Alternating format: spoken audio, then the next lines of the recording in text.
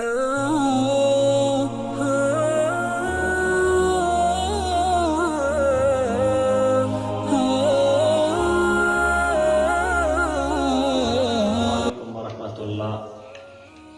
مونږ چې د اوله تختی نمبر 1 هغه ختم کړی و چې المفردات وو هغه الف نه والا تر یا پورې. اوس د تختی نمبر 2 باندې شروع کوو. تختی نمبر 2 چې د حروف مرکبات دي. بسم الله الرحمن الرحیم. تختی نمبر 2 حروف مرکبات. حروف مرکبات څه ته وایي؟ هغه حروف چې هغه یوځای شوي، دوه یوځای شوي یا درې یوځای شوي، څلور یوځای شوي، هغې ته مرکبات وایي. یعنې دوه یوځای شوي یا درې یوځای شوي یا څلور یوځای شوي، هغې ته مرکبات وایي. نو اوس ګورئ، اول حرف چې دی الف. الف په پېژنئ، څنګه الف په داسې پېژنئ چې په دې باندې نه زبر وي، نه زیر وي، نه کړه، نه پیش، نه دوه زبرونه، نه دوه زیرونه، نه دوه پیشونه، چې هر څه نه خالي وي، به داسې صفا وي. صفا به ګورئ، ته اوس صفا دی، ګوره اصل دی لیکئ تاسو داسې کرښې، دا الف وي. الف. دویم حرف چې دی دا لام الف.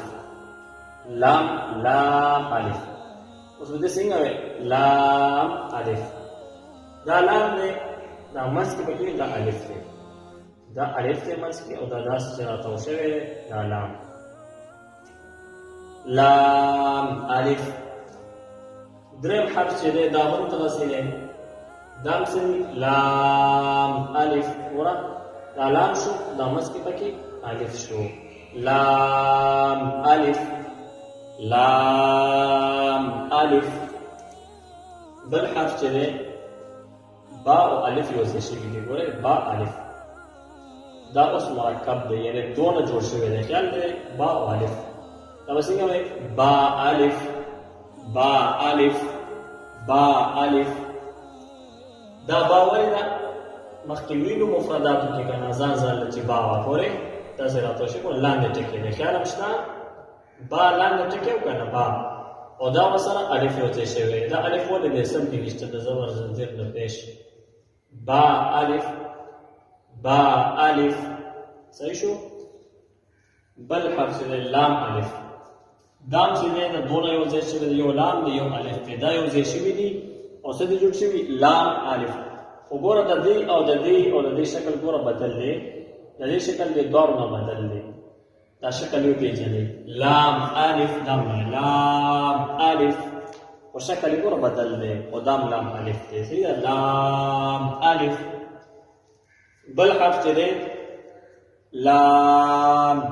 څه دی؟ لام دی. ګورئ تاسو مفرداتو کې هغه ویلي و، الف نه تر یا پورې ویلي وایي کې لام راغلی و که نه؟ لام. لام. صحیح شو؟ ګورئ سره الف الف نشته، نو ځکه موږ لام الف نه وایو، صرف لام دی. خیال هم شته؟ صرف لام. دغه لام دی. بل حرف چې دی لام الف. دا هم دی لام الف. لام الف. ګوره د دې شکل د ټولو بدل دی، دنم بدل دی، دنم.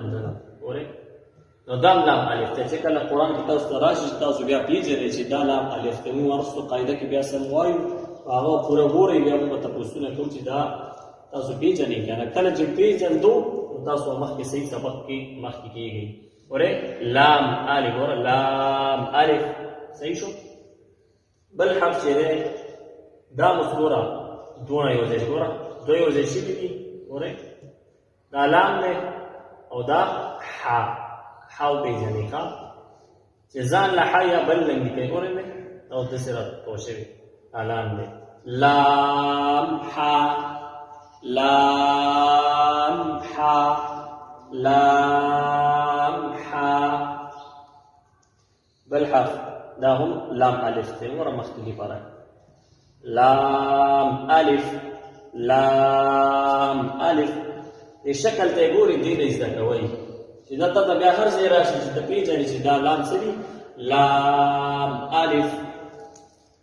بل حرف چې دی ګوره دا درې یوځای شوي دي. متوسل مرکب څه ته وایي؟ درې یوځای شوي، څلور یوځای شوي، دوه یوځای شوي، خو یو ته مرکب نه وایي چې ځان له راغلي. او چې دوه او درې یو ځای شوي هلته څه وي مرکب. دا اوس ګوره درې یو ځای شوي با ده لام دی او با ده.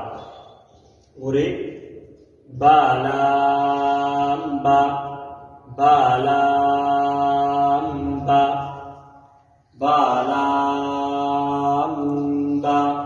ګورې با لام با دی که نه با او دا منځ کې لام دی او وروسته د بیا با ده. ګوره یو ټکي لام دی دلته با ده دلته هم یو ټکي لام دی دلته هم با ده. با لام با.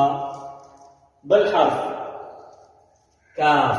تاسو هغه مفرداتو کې ویلي یو کاف ګوره کاف کاف دا هم کاف دی ګورې خو دا چې دلته ګوره دې شکل لږ لږ بدل دی ګوره نماز کې پکې حمزه شانتي نشان دی دا هم کاف دی چې قرآن کې دا راشي یا داسې دواړه به کاف وي کاف کاف. دا نننی سبق و. السلام علیکم ورحمة الله.